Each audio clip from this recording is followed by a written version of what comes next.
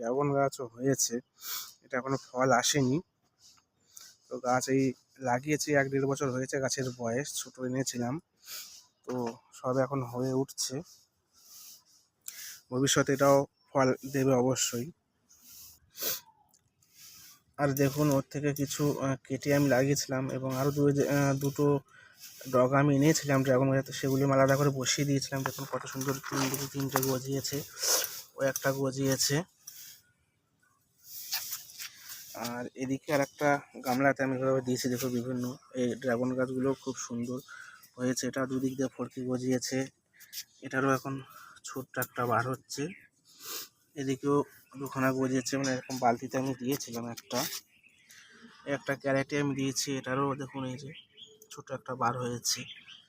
মানে সব এগুলো হবে, পরিচর্যা করলে অবশ্যই সব কিছু আপনারা সফল হতে পারবেন।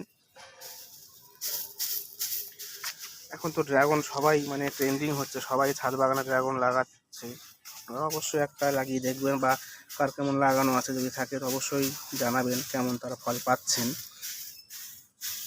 ছাদ বাগানে থাকলে সব খুব ভালো লাগে একটা। দেখুন এটা একটা উপর দিয়ে একটা এবার হচ্ছে।